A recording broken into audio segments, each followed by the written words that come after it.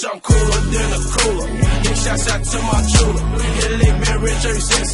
Say Chiefs. Alright, what up guys? Happy holidays. This is your boy Retro coming at you with another Yu-Gi-Oh video. A little different from my normal videos. This is actually going to be talking about the ban list that they announced back a couple weeks ago for effective on January 1st to March 31st on a new ban list for Yu-Gi-Oh! So a lot of you probably know by now I don't play Yu-Gi-Oh! MD as much no more. One, because it's lacking the actual ban list, and it's also lacking cards. So even though I have all the cards on Yu-Gi-Oh! MD, it's still lacking cards. So, which is why I don't play as much no more, except for the people I have friends on there.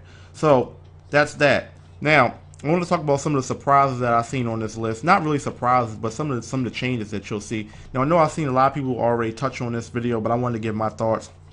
For those who know, I upload a lot of Yu-Gi-Oh! Gameplay, but I never actually get to talk about specific cards, so I'm going to actually touch on some of the things in this video. So one of the changes that was made on this list is super polymerization, which was limited, and now it's just completely banned. Now for those who don't know what super polymerization does, it pretty much allows you to discard a card, and you can fusion summon using your opponent's monster as a material to summon your fusion monster. Now, this wasn't really a card that I ran against a lot, I don't really see people run Super Poly. I used to when it came to Elemental Heroes, or I've used it sometimes with my Cyber Dragon deck, especially when I'm using DNA Surgery to combo, making everything a machine. But it wasn't a card that I ran against a lot. Now, I do know it is a cheese card, I'm not going to lie, which is why I was limited to one to begin with. Because the ability to pop a monster from your opponent's side of the field, it could be a badass monster, it could be a tuner monster they got that they're going to get ready to do something with the next turn. It could be any monster, as long as it meets the requirement of whatever your fusion monster is, you can get rid of that monster and bring out your monster. So it doesn't surprise me that this card is banned. Like I said, I never had any issues running against it, but I know when I've used it against people, it felt like a load of cheese. It just felt like a load of cheese. So I get it. I get why they banned it.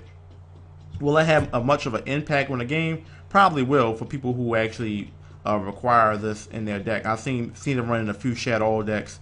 Like I said, the Cyber Dragon deck. I also saw it in one of the it wasn't a Gem Knight. It was some other deck that used this card one time against me on Dev Pro. But other than that, I really haven't seen any issues with that card. So as it stands right now, it doesn't seem like much of an issue to me. Now let's go ahead and scroll down some more, because that was the only one that's on the forbidden list now that's actually going to be banned. A lot of these cards are already on here. Alright, so let's go to the next one, which is actually going to be limited, which wasn't limited to begin with, which is going to be the Artifact Morale Tech. And give me one quick second here. Artifact. Because the artifact cards are really kind of cheese, but they're good cards. Now, for those who don't know what the artifact cards are, which the artifact cards aren't even on Yu-Gi-Oh! MD, pretty much what Morale Tech allows you to do, it allows you to set this card. Well, let me give you the base of the deck. With the artifact cards, you're allowed to set the monsters as spell or traps. So it's kind of like Crystal Beast, except they're face down.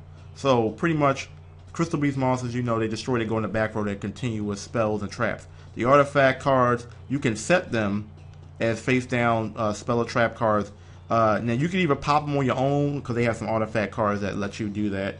I'm not going to really go into the artifact deck, but artifact ignition allows you to pop your own face down artifact spell or trap card, and you gain effects as far as special summoning and banishing and all that stuff.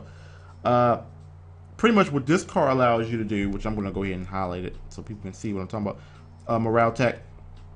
Pretty much what it lets you do, lets you set this card from your hand into your spell or trap zone. During your opponent's turn, when the spell or trap card is destroyed and sits to your graveyard, you can special summon it. If this card was special summoned on your opponent's turn, you can destroy one face-up card they control. So now, not only do you get to pop a card, you get the special summon, so you get the advantage with the special summon, and you get to pop one card. So it doesn't even have to be a monster card. It can be a face-up continuous spell or trap card you could pop. So that's good, because let's just say you use Artifact Ignition on their turn. Pop Morale Tech, special summon him, get rid of a face up card, bam. And that's pretty much what most of the artifact cards do. Now you can run it at 3. Now it's limited to 1. So will it change the artifact deck a lot? Probably, yeah, because this is probably the best artifact card in the deck.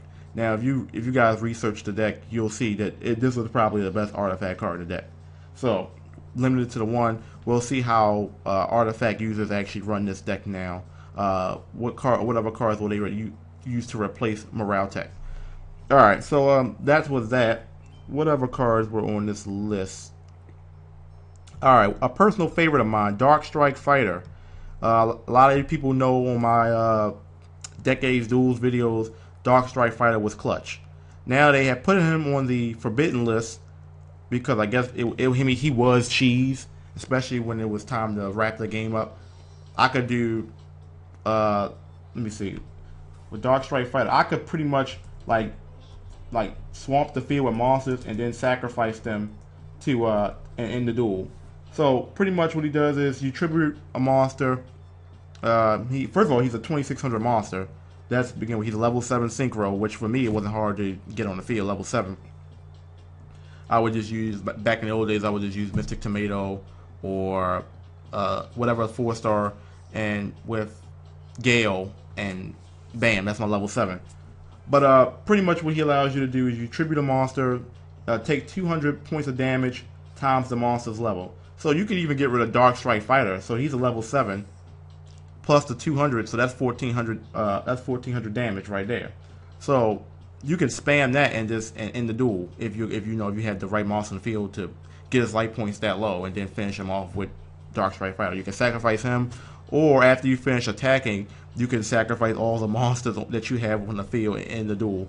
So I don't know, with this current format though, with a lot of new cards and a lot of new abilities, I don't know if Dark Strike Fighter is going to have as much of an impact as he once did back on Decades Duels, where one, there was no XYZ summoning, there was no pendulum summoning. So I don't know if he's going to have the same effect. There's a lot of cards that can take out Dark Strike Fighter in one turn. There's a lot of cards. I mean, it was cards back then that could take out Dark Strike Fighter, but there's even more cards now. So I don't know if Dark Strike Fighter is going to be as cheese as he once was, because there's so many ways of getting around him. He doesn't have any type of ability to protect himself, so pretty much he's a sitting duck for any type of card effect. So it shouldn't be too hard to get rid of him. Let's see, what else is on this list? Snatch Steel. Now, for those who don't know what Snatch Steel is, this card has been banned for a while now. So the fact that it's now limited to 1 actually is a little bit of a surprise.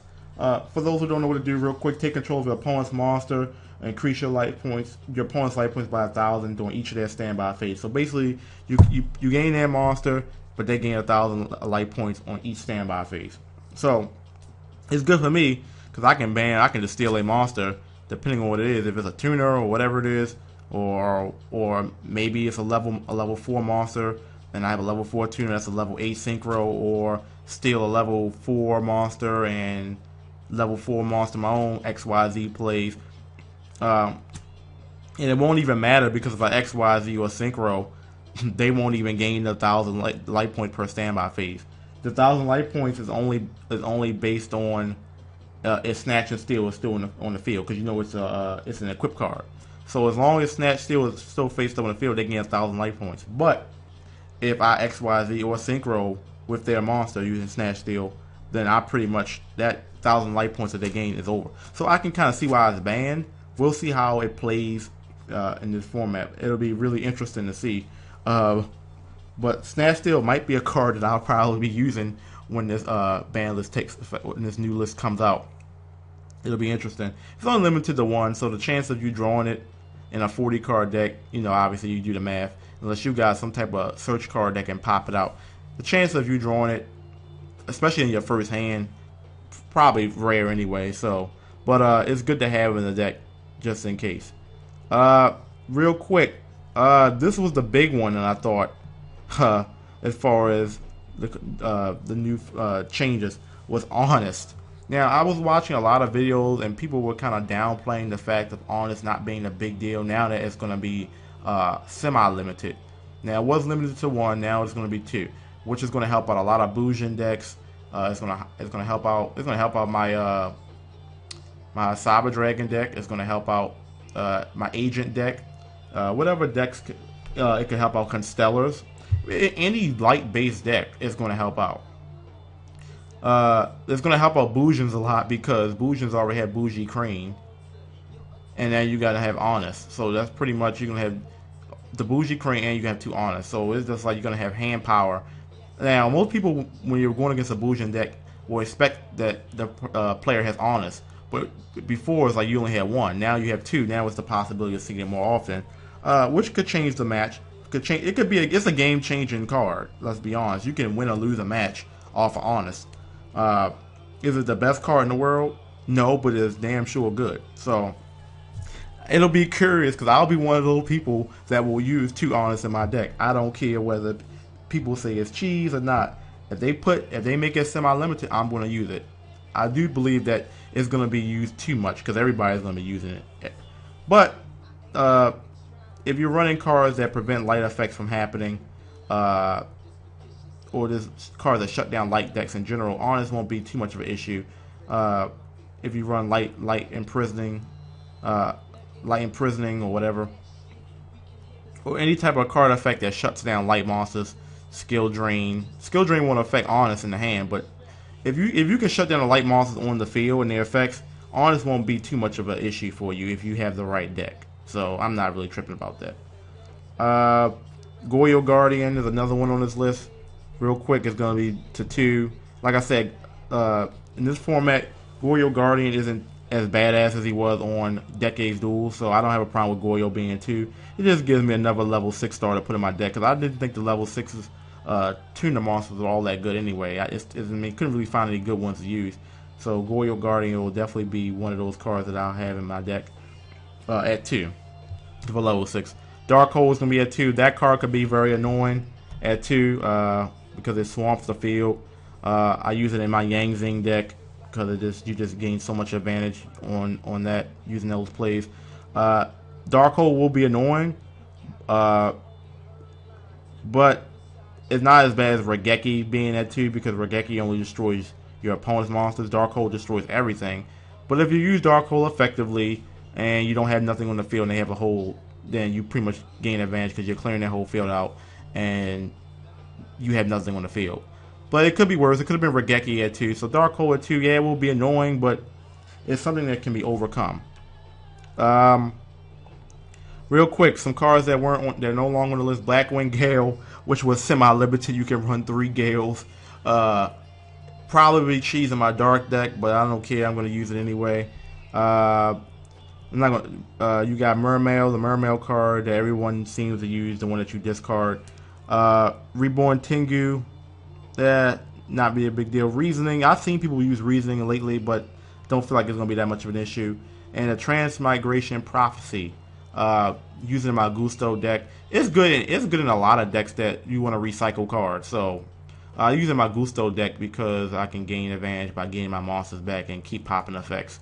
So that's the ban list, the upcoming list for 2015 on January 1st. Best believe I will be making changes to my deck when that comes about. Me and Rambo are going to do another video touching on this a little bit more detail. I just went over some of the changes, but we're going to actually talk about some cards that actually probably should have been banned or whatnot. So I hope you guys enjoy. This is just part 1. I'll be touching on it with Rambo later on. It's your boy Retro. Peace.